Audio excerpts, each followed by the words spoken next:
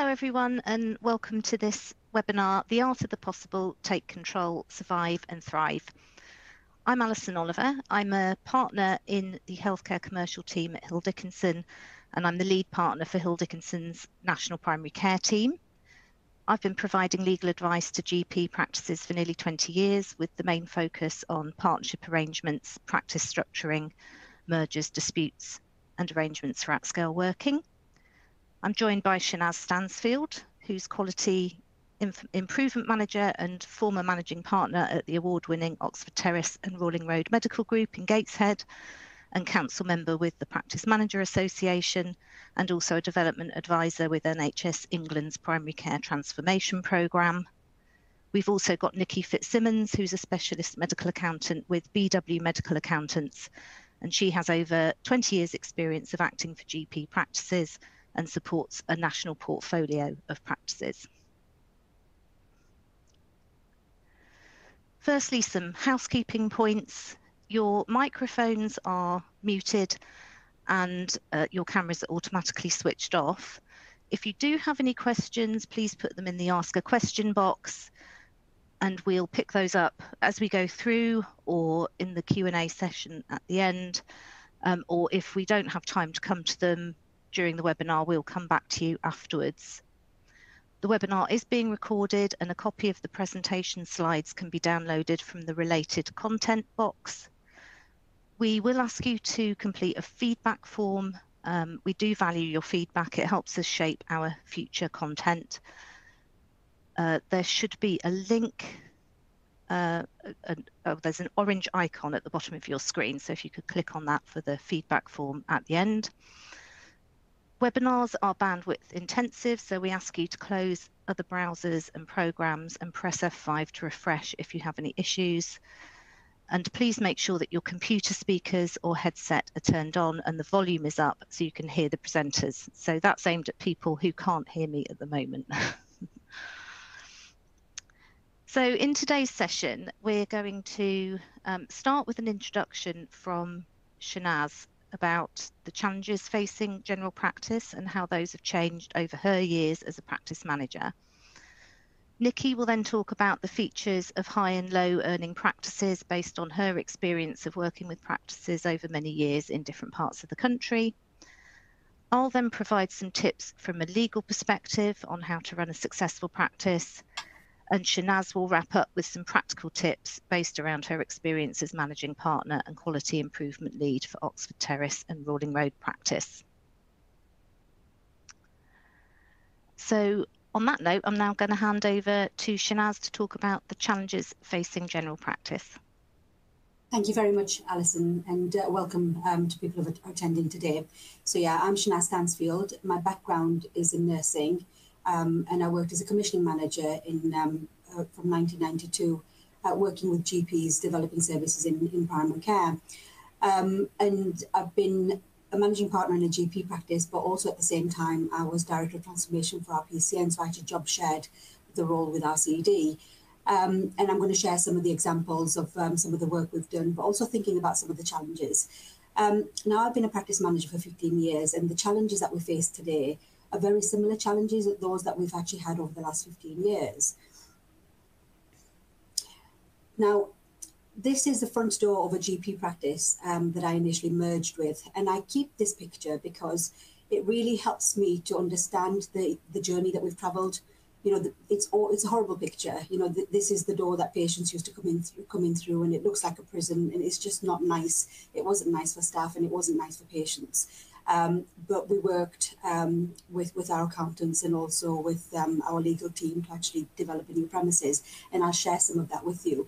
But this door really helps me to understand actually how far we've come and what journey we've travelled despite the challenges that we've faced. So the key challenge I think that's been around consistently all the time that I've been a practice manager is workforce and workload. And I think the challenges around GP, lack of GPs, recruitment and retention has always been an issue. But that's a key issue for all people working in primary care now, for the whole primary healthcare team. And a lot of you will know the challenges that we have actually in recruiting reception staff at the moment, recruiting ARR roles. And it feels almost the workload is increasing while the workforce issue has actually become a leaky bucket bucket that, no matter how much you pour at the top, there's so much actually leaking out at the bottom that sometimes it just feels really, really onerous to be able to manage the work without the right workforce and actually people with the right skills. The other thing that I think that's been a key challenge for us in general practice is increasing demand. It's always been an issue whilst I've been a practice manager. But since COVID, we feel actually it's increased. And part of the reason it's increased, if you do demand and capacity measurement in your practice, you will see that actually people have become so complex. And actually, as we see that, social services are closing their doors, waiting lists for secondary care are increasing, we see this feature called failure demand, where patients are being bounced around the system and they always end up back at general practice, and we don't have sometimes the skills or the capacity or capability to manage some of those really, really complex patients. How do we deal with that now in a changing world with changing health inequalities? Patient-centered care, and I think patient-centered care is a good thing, particularly when we see how patients have become increasingly complex. And the reason it's a good thing is because we have to work in a multidisciplinary team and we have to work with others to manage that complexity. But the challenge there is actually having people with the right skills and being able to work in collaboration with other organisations to manage those patients and feeling psychologically safe to be able to do so in a care management and a case management approach. Financial pressures have always been an issue. Year on year, they've gotten worse now. And I remember when I became a practice manager, we got 11% of GDP in general practice. That reduced down to 8%. And we see the financial pressures are growing. But there are things that we've been able to do working with our legal team, but also with our accountants to actually manage some of the challenges in practice. And we'll share some of that with you today. So these are core things that have been issues for me as a practice manager for the past 15 years, but actually things have changed, haven't they, since COVID? So we're starting to think about technological integration. I remember in 1998 when I was working in a care trust, we were trying to actually develop technology that we could share records across sectors. We're still working on that, and IT is a big issue for us in general practice. A big issue because actually there's a big push for digital technology now as well. And the things there is, so which digital technology do we buy? What's the functionality? How do we make sure that its full functionality is being capitalized by our teams and that teams have got the skills to be able to use the digital technology?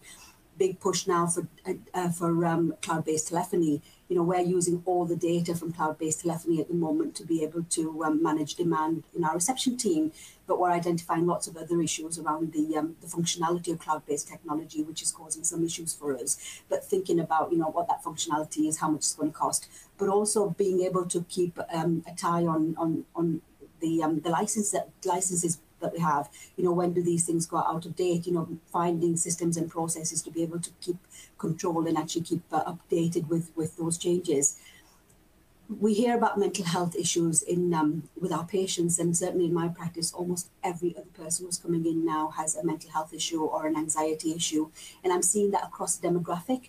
But I see that in my staff as well. I see that actually as we monitor and record sickness absence, we see that more people have got depression, we see more people have got anxiety, and more people need that psychological support and feel psychologically safe when they come to work. And that takes resource, and we need to provide support for that. And we see that in QOF now, we've got an indicator around staff well-being, and I think connecting in with that indicator really helps us to work with our staff to start to manage some of these pressures that they feel. Population health and health inequalities, with increasing complexity, with health inequalities increasing, with cost of living pressures, I see that my waiting room now used to be filled with people with a health issue. My waiting room now is actually filled with people who've got a social issue that's impacting their health, which means that we have to work with others to be able to manage that. And that takes time, it takes resources, but it's important to do. Patient engagement and education, it's absolutely the right thing to do, and actually makes absolute business sense to be able to do it. But how do we connect with patients in a manner that actually helps them to understand how the system is changing? The education is about their health and also awareness about their health, but also how our systems are changing, how we've got 16 new roles working with us, how we're connecting with patients and communities to have that different conversation, and how do we work with them as partners to help us to manage some of the challenges that we have. And certainly in my practice, we've got patients who are volunteers who do some amazing work with us, and having them standing beside me, it's an absolute pleasure rather than me doing things for them. The other thing that's really important now is, CQC is changing, the regulatory changes are happening, and we need to keep abreast of those. But we need to keep abreast of those as practices, but also our responsibilities in the PCN. And I think having the right support helps you to do that. And certainly I've always had that support from our legal team and our financial team to help us to understand that and understand the financial challenges as well as the legal requirements, particularly around HR and things like that. So those are some of the challenges. But as I said, I became a practice manager 15 years ago, and we got the opportunity to develop something called a quality account. And when we developed our quality account, we identified 3 areas that were going to be my strategic priorities as a practice manager. So we identified access, and we see there are indicators around access in QOF and the IIF now. We identified workforce, and we identified premises, and that was 15 years ago. We identified those issues, and actually those issues have been exacerbated for most practices, haven't they? And the thing for me was, in terms of access, 15 years ago we started looking at demand and capacity, because by 8:30 all the appointments were gone, receptionists were going berserk, patients were unhappy, and GPs were unhappy because they were so busy. So understanding demand and capacity really helped us to start to understand what the issues were. But we started to understand that demand is predictable. And once we started to understand that demand was predictable, we found that we had control over capacity, and we could start to manage some of that. And as a result of that, we don't have any problems with employment of staff in the practice. My GP patient ratio is 1 GP to 1,300 patients in the practice. Working really well with our PCN. We have over 300,000 pounds worth of ARR roles who bring complementary skills into the practice as well as across the PCN. And what we've been able to do is actually use workforce redesign tools to safely embed those roles in practice. So they're complementary and they work with our team rather than separately from our team. And that they work together on the IIF and the QOF, and they're actually completely embedded in our practices rather than being something different. We have frailty nurses who do comprehensive geriatric assessment, and that really helps us manage some of those patients who are complex in the community. Active signposting actually started in my practice 15 years ago. We did a project with Northumbria University because when we were doing the work around demand and capacity, we started to identify there were lots of people coming into the practice who didn't need to see a GP, that needed something different. And out of that was born the frailty nurse and also care navigation. And those have now gone into the PCN contract. And also thinking about how you redesign your workforce around population health and understanding demand and capacity, what demand is made up of, has actually helped us to do that. And then lastly, premises has been a big issue for us. And the reason premises have been a big issue for us is actually that the building has never been big enough. And I remember, 15 years ago, I started writing a project initiation document, and having that specialist legal and financial support was absolutely crucial in that. But it took 15 years to get the building built. But having that legal support and financial support and people holding my hand was absolutely crucial. And part of the premises development, the building was never big enough, and actually that precipitated our first merger. And when we did our first merger, having an understanding what the structure was going to look like, having an understanding of actually the financial requirements, what we needed to think about was invaluable. We also had to buy out 5 partners because 5 partners at the time decided to retire. And we employed 4 new partners, but the reason we didn't employ 5 partners because we'd done the work on demand and capacity, we'd identified what the workforce needs were, and we decided we needed different skills, and actually we used that funding at the time to employ the frailty nurse and started to develop the care navigator role, and the rest is history really. I think redesigning the workforce also meant that we needed really robust HR arrangements, making sure there was equity and equality for all our staff, as well as people working in the practice and the partners.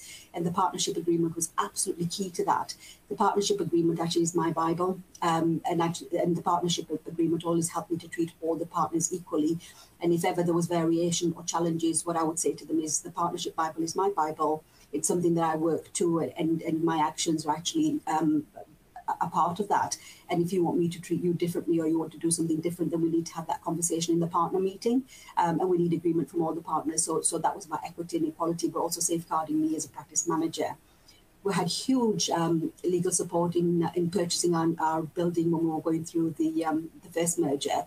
There were some complex arrangements with the pharmacy upstairs, but having that legal support was absolutely essential in enabling us to actually develop mechanisms and also plans that would help us succeed in the future. having that premises agreement between the partners, but also between us and the pharmacy was really important. Then PCNs came along, and when PCNs came along, everybody thought about developing a PCN board, didn't they? We all thought about form. What we didn't think about was purpose and function. But having conversations with Alison very, very early on, what helped us to think about actually what the structure of the PCN would look like. How would we have a PCN agreement that gave us the right governance arrangements? And I will share that with you later.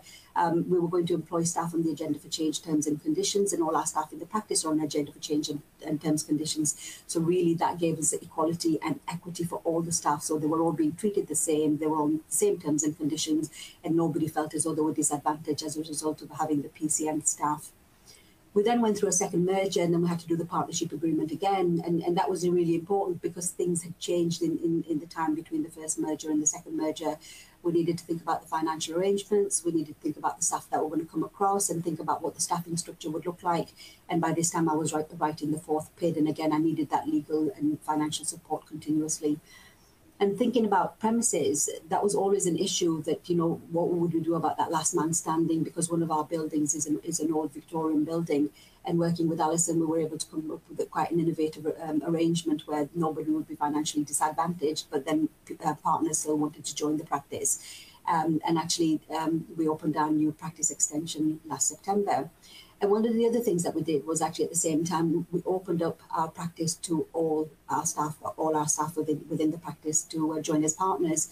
And 3 people applied, and we employed 3 people. And the real value of actually having that specialist legal and financial support is that because we'd had that long-standing relationship, because they knew the practice, because they'd worked with us for such a long time and developed our partnership and premises agreements, we actually got the 3 partners through the new partnership process within 1 week. So the partnership agreement was drawn up literally overnight by Alison. We were able to get it to the partners, read it, do all the processes that we needed to do, and actually, by the 31st of March last year, we onboarded 3 partners within a week to the new partnership process, and they were able to actually really benefit from the funding from that. I'm going to hand over now to Nikki to actually just pick up from here. Thank you, Nikki. Thanks, Shanaz. So hi, everybody. My name's Nikki Fitzsimmons. I'm one of the senior managers at BW Medical. So obviously we have a national client database. I've worked on the South Coast before joining the wonderful team up here in Newcastle. So I've been dealing with GPs for over 20 years now, which seems like such a long time, but I do enjoy it. So let's crack on. So I'm sure I don't need to highlight or remind anyone attending this session today that you're all screaming out for additional funding to meet increasing patient demand and costs. The continued pressure you all have on resources is being felt by everybody, along with the pain of the ever-changing policies, as Shanaz mentioned. Today, we're going to try and focus on some of the positives and some quick wins, and how it's important to remember that although focused on patient care, GP practice is essentially a business, and unless it generates profits, you'll be handing that contract back and closing the doors, which nobody wants to see at all. So this diagram is just about ensuring that as a business, you have the right structure in place and plan accordingly. You also need to be obviously acutely aware of your limitations and recognise that unfortunately, delivering a gold standard service on a budget just isn't sustainable. But with the right approach, the leadership, collaborative working, you should still be able to retain high levels of patient care and make money. So just some statistics here. So it's AISMA's latest benchmarking for you with the national average earnings for full-time equivalents, which is 8 session partners, for dispensing and non-dispensing practices. So these do vary across the country. It depends on such items as local enhanced services. We have a national client portfolio, so I can tell you that these do vary massively across the country. So don't panic if you're looking at these figures thinking, I am nowhere near this. It does vary hugely. So yeah, it's stuff that can be worked on. So let's have a look at some trends that we tend to see with the lower earners. So obviously practices with little financial control and understanding. This is something that obviously we're highly involved in. Unfortunately, it isn't uncommon. We see things like bookkeeping not being kept up to date or incomplete. So the data contained in it just isn't reliable. You know, how can you see what's happening in your business with no financial data to guide you? You're blind to any upcoming cash flow issues, holes in income. We see this a lot.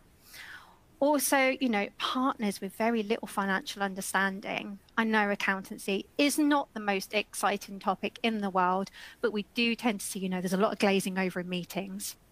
And it might be because there's no interest, but sometimes I think it's just people don't understand and they're worried about admitting that they don't understand what on earth I'm talking about in a meeting. You know, they're glossing over. So, you know, it's important to have a basic understanding of how your business is run. We'd always say just ask for help. If anyone's struggling, if you've got a good medical specialist accountant, they should be able to help you with all those issues.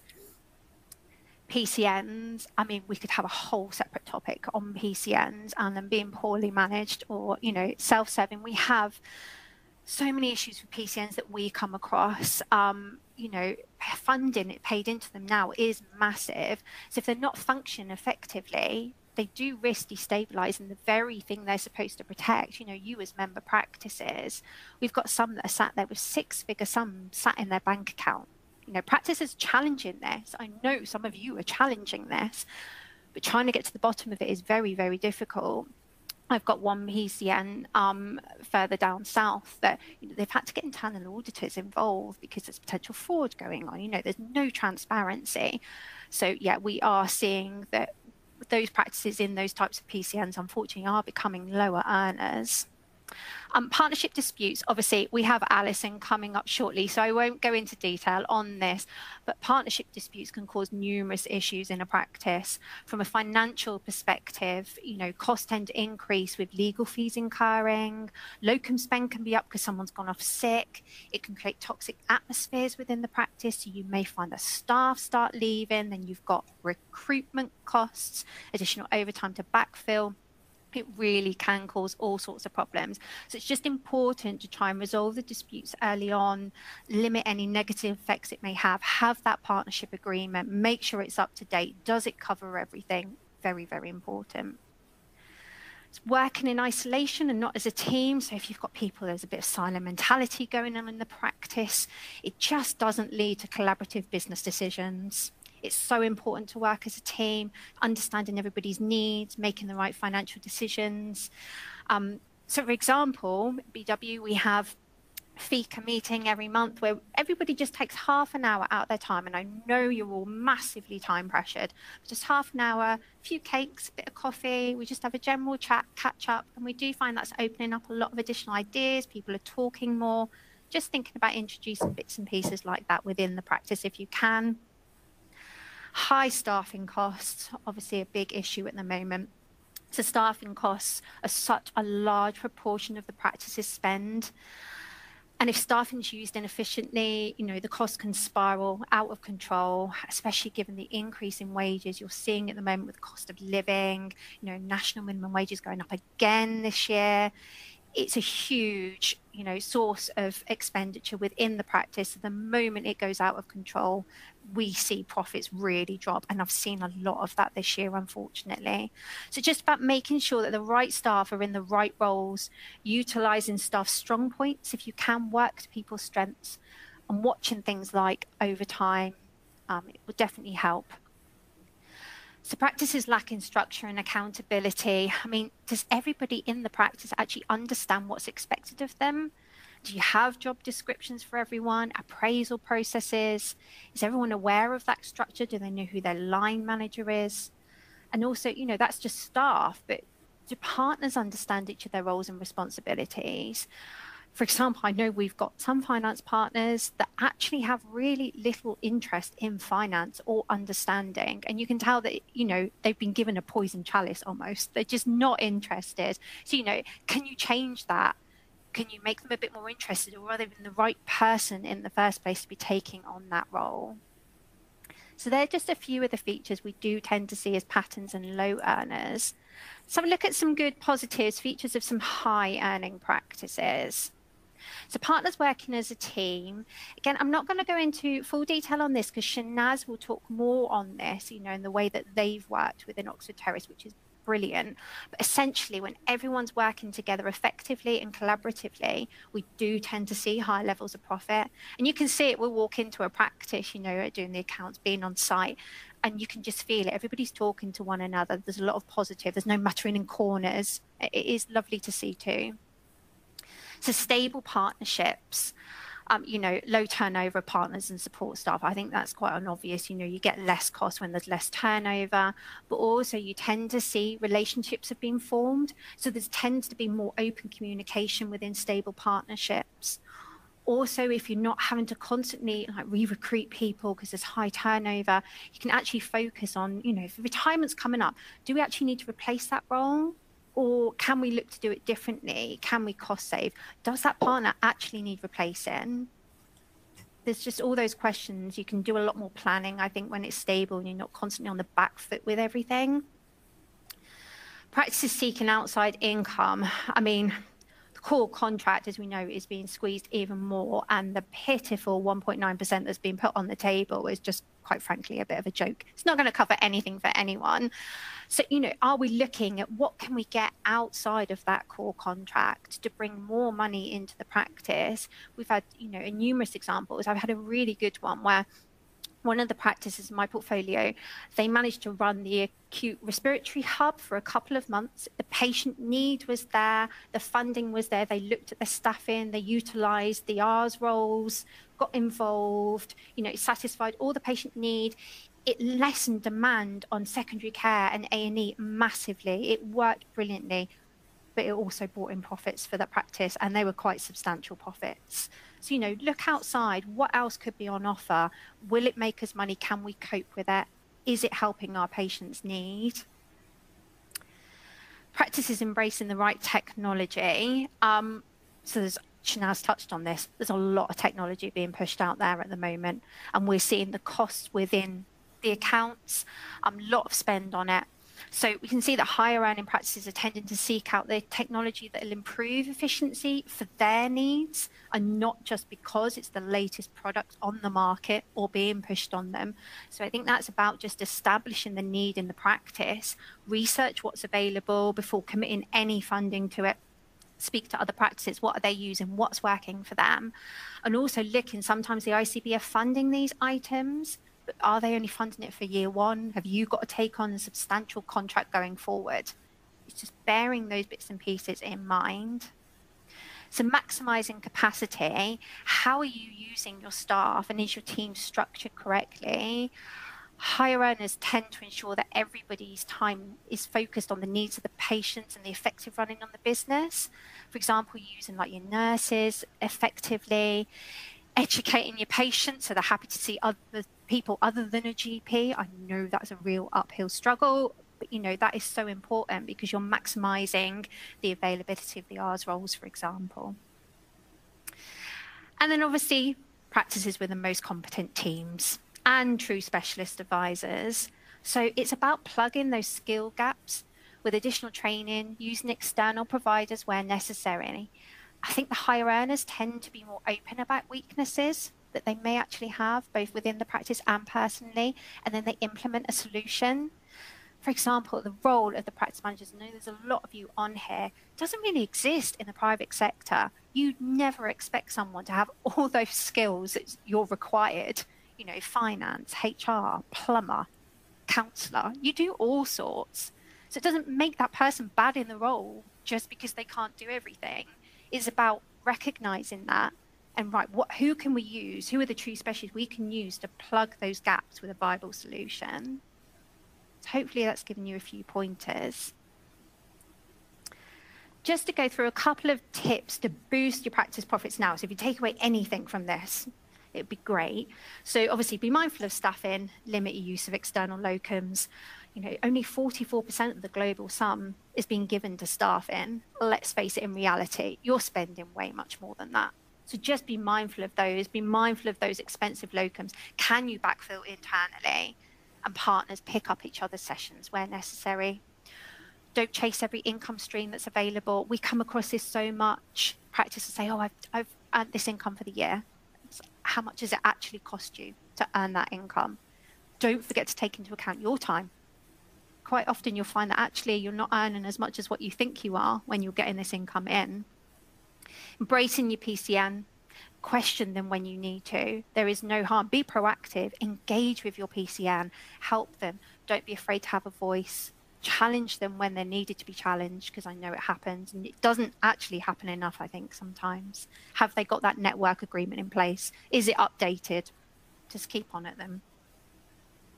I think being acutely aware of your strengths, weaknesses, so actually creating a SWOT analysis of the business enables you to, you know, identify any issues, and you can plan for them at that point.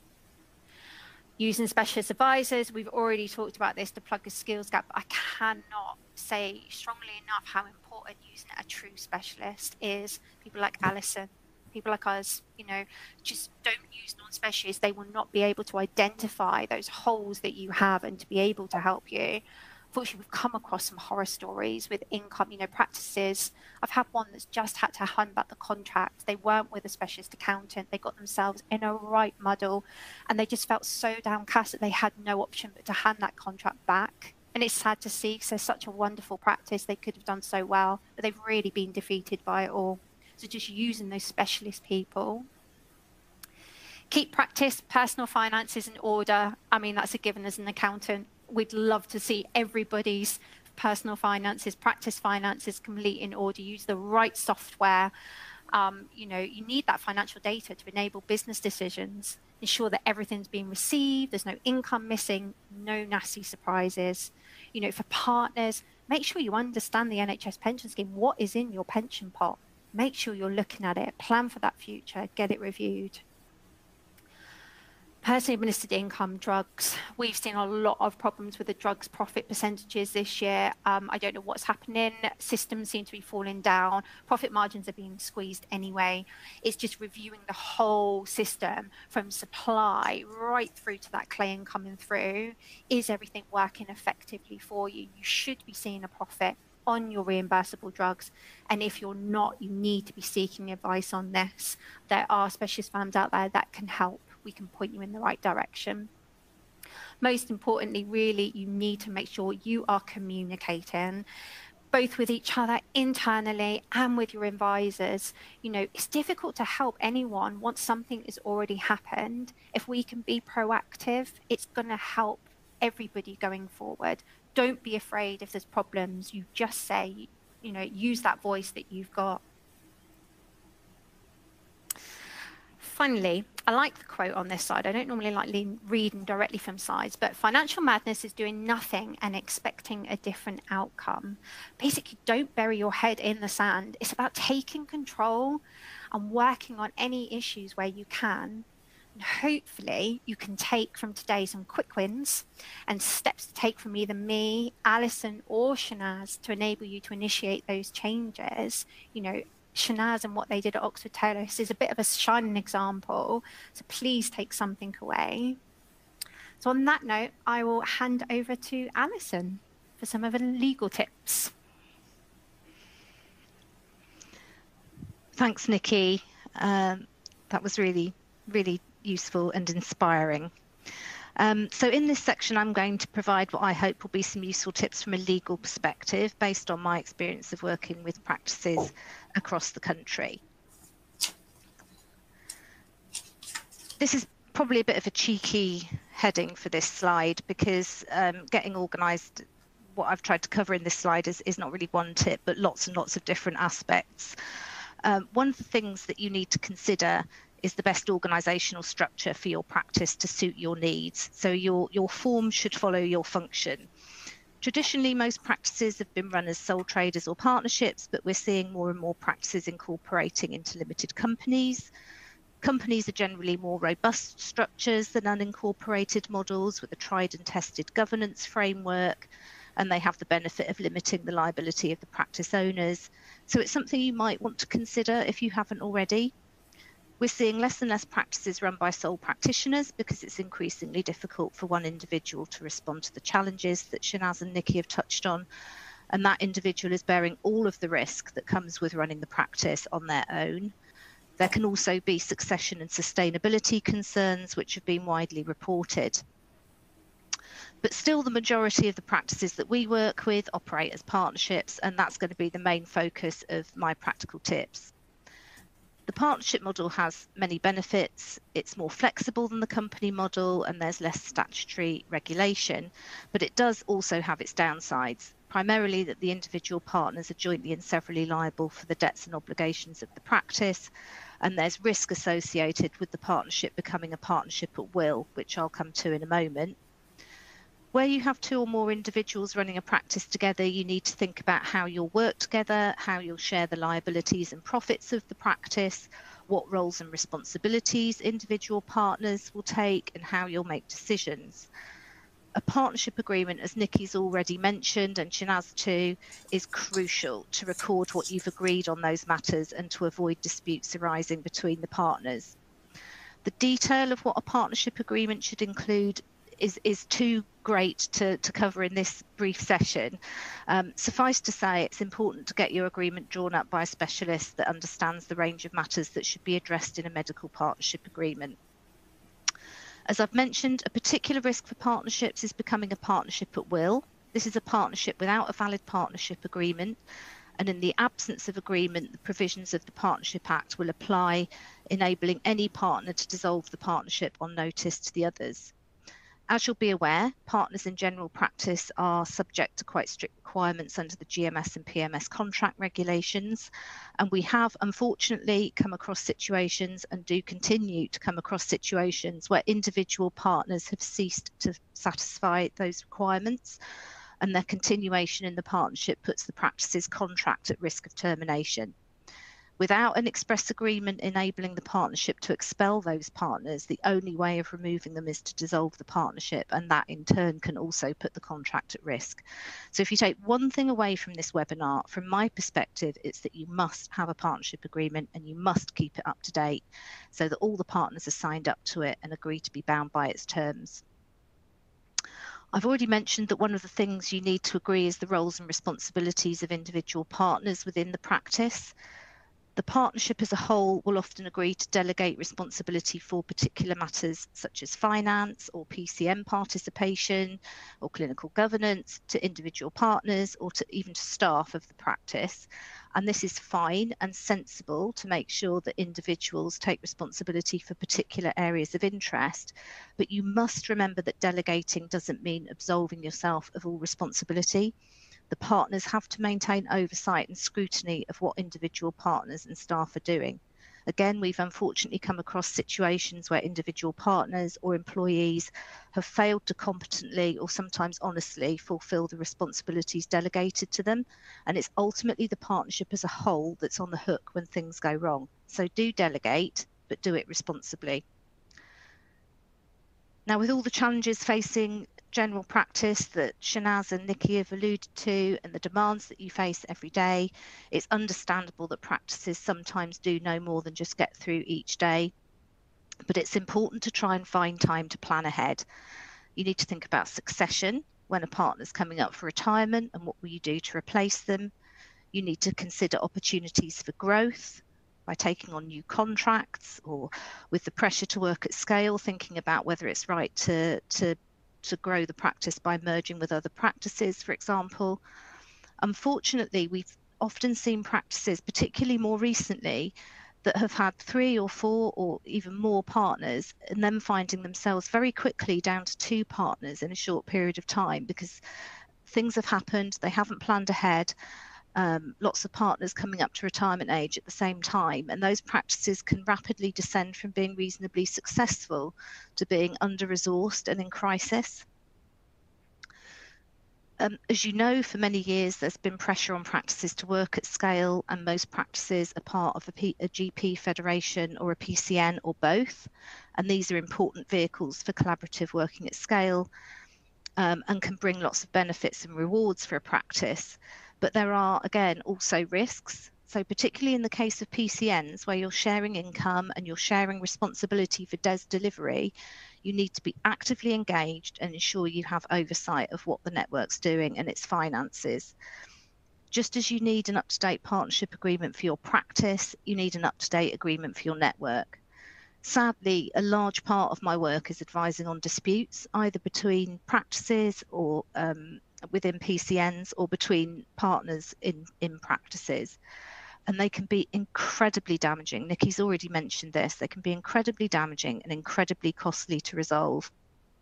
And most of the disputes, or a lot of the disputes that we come across, could have been avoided altogether, or at least resolved more easily if there was a good agreement in place.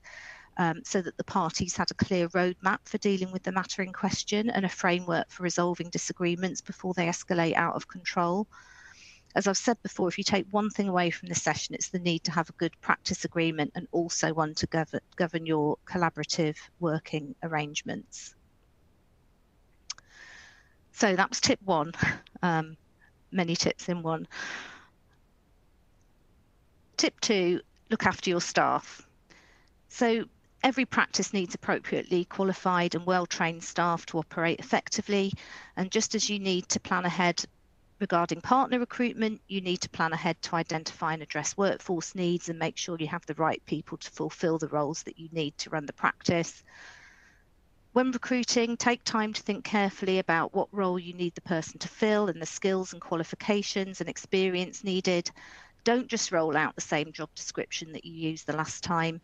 Think about whether it's still fit for purpose and update it if necessary to reflect the changing needs of the practice and the changing workforce profile. Make sure you carry out relevant checks and obtain references before you confirm a successful candidate's appointment. Don't leave it until afterwards.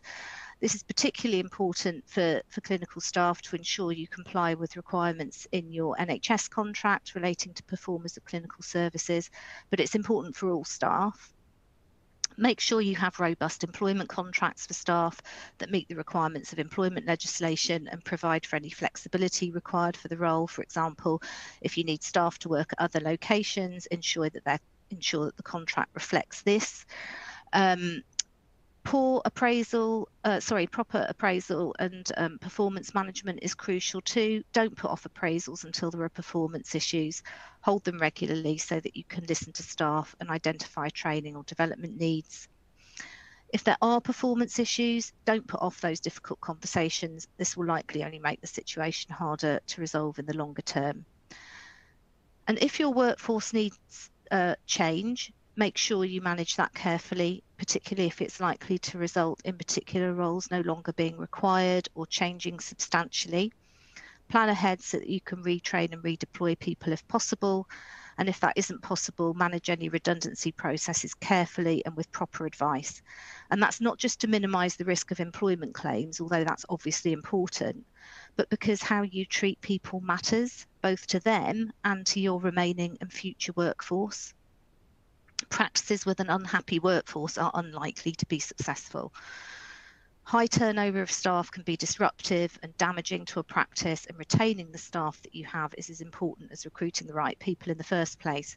So do what you can to listen to staff, to provide a pleasant and supportive working environment and offer opportunities for career development. Tip 3, this is all about premises. Under your GMS or PMS contract, regardless of whether the premises are owned by the practice or rented, it's the contractor that's responsible for ensuring that the premises used for the delivery of services are suitable and sufficient to meet the needs of the patients. Where the premises are wholly owned by the practice, maintenance is within the control of the partners, but if premises are co-owned with people who aren't partners, like retired partners, for example, or if the premises are wholly owned by a third-party landlord, you need to make sure you've got an agreement in place with the owners, making clear who's responsible for maintenance and repairs and who meets the cost, so that you can make sure that you comply with your requirements for delivering NHS services. Reimbursement for recurring premises costs is available under the premises costs directions. Generally, notional rent where the practice owns the premises, and rent reimbursement where the premises are rented from a third party. Again, I don't have time to go into detail about the different conditions for reimbursement and the different streams of reimbursement available, but some key points to remember are that reimbursement under the directions is only available for the parts of the premises used for delivery of GMS or PMS services, and the contract prohibits a practice from providing private services on reimbursed premises. Remember that notional rent applies where the practice is an owner-occupier, and if at any point due to partner exit, none of the remaining partners own an interest in the premises, then the basis for reimbursement changes to rent reimbursement. And the ICB must approve any new lease or any variation of an existing lease for rent reimbursement purposes. So again, you need to plan if your premises owning partners are coming up to retirement, and make sure you put a lease in place if the continuing partners won't be buying the premises from the retiring owners, and submit that lease to the ICB for approval ahead of the planned retirement date, as the approval process can take some time. When you have partnership changes, you need to consider and update your premises arrangements. For example, where premises are leased, you might need to assign the lease where an outgoing partner is one of the tenants, or if an incoming partner is to become a tenant. You should check the terms of the lease and comply with the terms relating to assignment. You might need to obtain landlord consent, and sometimes outgoing partners might have to provide a guarantee to the landlord. If the premises are owned by partners, you should have an agreement in place, either in the partnership agreement or a separate declaration of trust, which sets out what happens when partners leave or join. For example, are the outgoing partners obliged to sell their share in the premises to the continuing partners? Are the continuing partners obliged to buy out the outgoing partner? There should be agreement on how premises will be valued and whether new partners are required to buy in. Again, this is a common area for dispute, particularly where there's not a written agreement. And as I mentioned before, disputes can be costly and disruptive, and it's better to have this all set out in writing in place ahead of the issues arising. Where the premises are mortgaged, you'll need to comply with the lender's requirements relating to changes in partners. You might need to discharge your existing mortgage and enter a new one, or vary your existing mortgage, and there could be redemption penalties, so you need to think about all of that. You need to ensure that the land registry entry for the premises is kept up to date. And it's important to deal with these formalities at the time the partnership changes occur, because it becomes much harder to correct the position if you have to track down long retired partners to sign documentation later. Premises are expensive, so as Nikki said, you should think about making the maximum use of your space. It makes no sense to have a consulting room that's dedicated for use by only one GP for only part of the week, when that space could be utilised by multiple clinicians or for multiple purposes. As more and more practices get involved in delivering services collaboratively as part of a PCN or federation, it's becoming more common for practices to utilise their space to host services on behalf of the PCN or federation.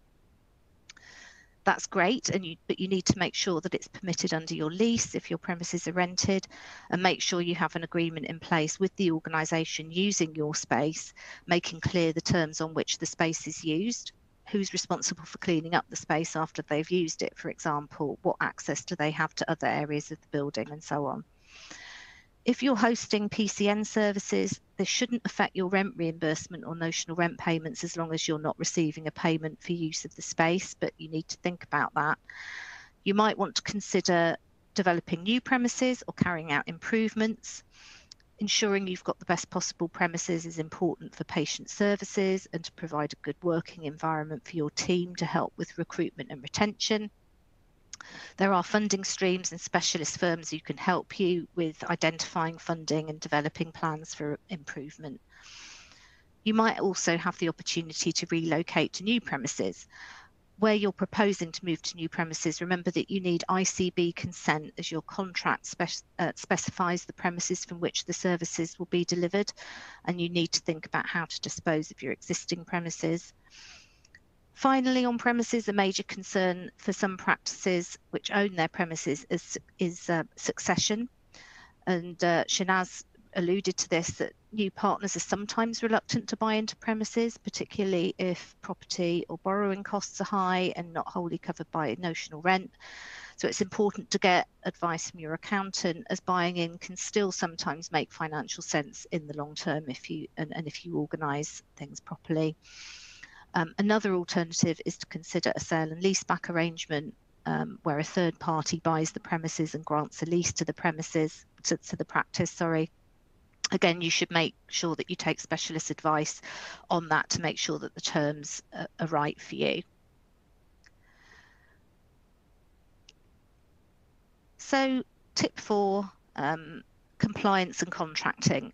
I'm not going to spend a lot of time on this slide, as it should be obvious that you need to understand the legal requirements for running your practice, and that you comply with the requirements under your NHS contract and all the other relevant laws and regulations relating to data protection and health and safety and so on.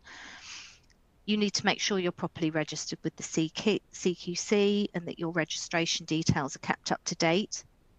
For example, if you're a partnership, there will be conditions attached to your registration relating to the composition of the partnership, and you need to inform the CQC of any partnership changes. You'll also need to ensure that you have a registered manager with appropriate skills and experience to oversee the day-to-day management of the service, and you must notify the CQC if the registered manager is absent for 28 days or more, or if you change your registered manager. You'll also have various arrangements with third-party suppliers, such as insurance providers, equipment hire, and so on. It's really important to keep on top of those arrangements and read the terms and conditions, ideally before you sign up to them, so you know what you're committing to. For example, some HR providers will try to tie you in for as long as 5 years, or there might be provisions which automatically renew the contract unless you give notice. So you need to stay on top of all of that. And lastly, tip 5, review everything continually. A really common mistake is to put an arrangement in place and then not look at it again. The one thing that we know about general practice is that things are constantly changing, whether it's staff or partner turnover, changing requirements under the NHS contracts, changes in legislation, particularly employment law. Staff and partners need to be up to date with these changes. You should be continually monitoring your policies and procedures to ensure that they reflect current requirements and are serving their purpose. And if you identify areas where things aren't working well, make sure you deal with them promptly to avoid serious problems arising. And finally, as I said earlier, make sure that you keep your partnership agreement up to date to reflect partnership changes or changes in your ways of working. I appreciate that I've covered a lot of topics quite quickly there, so do please let us know in the Ask a Question box if you've any questions, and we'll try to answer them in the chat or after the session. I'm now going to hand back to Shanaz, who's going to wrap up with some practical tips for running a successful practice based on her experience as practice manager and quality improvement lead. Thank you, Alison and Nikki, that's been awesome. So a lot of the hints and tips that you've shared, actually we do in the practice, and actually, and I've learned as we've gone along when I developed as a practice manager. But one of the things that I found as a practice manager is one of the most important things is actually having trust in your team and the teams that you work with. And I'm just going to quickly talk through this model. So this is Lencioni's model of the 5 dysfunctions of a team. So the aspects in purple on the left-hand side are the things that I think that we need to think about. So what Lencioni talks about is that actually when there's absence of trust, we can't be vulnerable with each other and we don't take risks. And actually, if there's an absence of trust, we have fear of conflict. And what you have is this artificial harmony. And often when I'm working with practice and PCNs, I hear about, we get on really well, we've got the pub together, we're all really happy together. But then the question I ask is actually, are you able to have that, ask those hard questions? Are you able to have that debate? And if there's a fear of conflict, there'll be a lack of commitment. How many times are you in a meeting in a PCN or in the practice where people haven't turned the cameras on? How many times are you in a meeting where people actually agree to do things, but as soon as they step out, that people are having, sort of those mutterings in the corners, but people haven't really bought in? And when you've got a lack of commitment, you have an avoidance of accountability. You can't hold each other to account because you haven't had that commitment. And if you can't hold each other to account, then you don't have team results. You actually have individual results. So in a PCN, what you might find is actually practices are looking for their own results rather than thinking about joint results in the PCN. And the other thing sort of Lencioni also talks about is actually the 5 behaviours model, which are the behaviours of high functioning team. And those are the bits in green. And what that means is actually if there is trust, we will be vulnerable with each other, we will trust each other, we will have courage and we will have risks. And if we've got an environment where we can be truly vulnerable with each other, we'll actually have healthy conflict, we'll have a candid debate, everybody will get an option to talk. And once people's voices have been heard, and actually without that fear of retribution, they will commit. If you've got the commitment, you might not be doing that thing that individual person wants to do, but actually the fact that they've had their voice heard, and actually there's been a group agreement about that commitment, you will actually hold each other to account. As soon as you start holding each other to account, you start focusing on delivering those measurable results, which are collective for the whole team, not just for the individuals. And I use this model in all my work, and I certainly use it in all my work in the practice. And it was where we started with our PCN development. We've talked about governance, and what we found with a lot of PCNs and practices, the governance arrangements post-COVID have changed because things have changed so much. But one of the things that Nikki talked about is actually to have a healthy team, you actually need to have everybody engaged. And certainly in my practice, every practice is actually implicitly engaged in their business. This is their business. They have a role in it. They all have an individual role, but they work with the leadership team to actually make things happen. And actually salaried GPs also in our practice have roles. And what we have is actually a salary scale. So the more responsibilities you want to take on as a salaried GP, the more money you get paid. But actually the fact that you've got equity and equality in work. We work on Saturdays, but on a Saturday, we've got the rota worked out for the whole year. And it's paid as a locum, but it's internal locums, and people choose to work Saturdays, and some people work more, some people work less, but whoever works Saturdays gets paid exactly the same, and that's about equality. We have an exec team, which is a non-clinical leadership team, and if you were to look at my accounts, you will see that we employ more than the national average of both clinical and non-clinical staff, but also you will see that actually our financial income is much higher than the national average. Also that within 18 months of doing our first merger, we were one of the 10% highest earning practices in the country, but also at that same time, we won 15 awards in 15 months because we were innovating and we were changing to meet the needs of our population. And that is so important. And having the right structure and governance is really important to do that. In your PCN, I talked about we started with purpose. We agreed as practices what the purpose of our PCN would be, and that meant we had really strong foundations that nobody could shake us from. And having those strong foundations meant that actually we job shared. We had a CD who was clinical. Teresa Graham, she's a practice manager, but her background is mental health. And she's like the health inequalities lead, and she's now doing a diploma in health inequalities. She's not a clinician, but she has skills in population health, and she's pursuing those skills as a practice manager. Anna Knighton, her background was commissioning in social services. So her practice is a host practice, and she's the financial lead, but also she also leads our group on finance and contracting. My background is in commissioning and service transformation, and therefore I'm the PCN Director of Transformation. The money went into the practices, but the practices equally shared responsibility around that clinical leadership.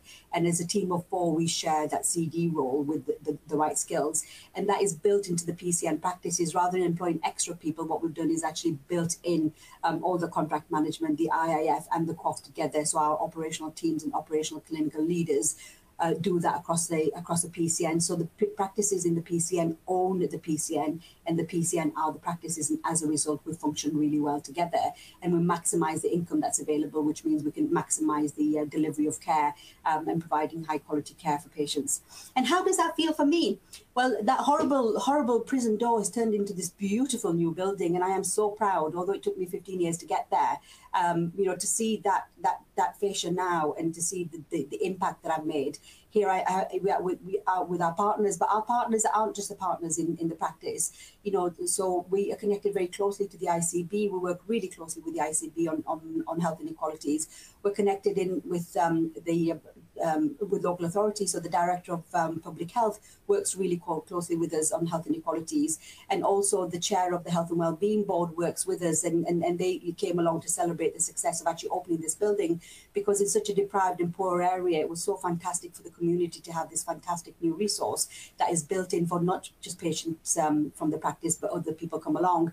And again, I talked about partnerships. There's Alison from Dickinson has held our hands for years, but also Lloyds Bank have been a core part of our journey, but working along with BW accountants actually to make those changes, to do the mergers and all the requirements within that.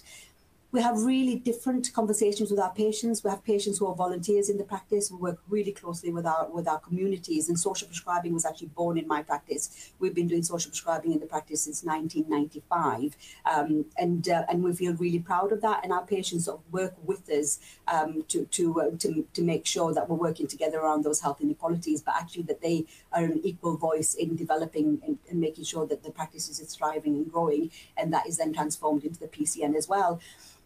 The two practices that we merged with, we have really close relationships with the GPs from those practices. They still come and visit us. They share our successes, and we're still friends. And in terms of succession planning, I'm there with Teresa. So we employed Teresa as a practice manager many years ago, but that was with the view to succession planning. You know, so she was there for 3 years before I moved on.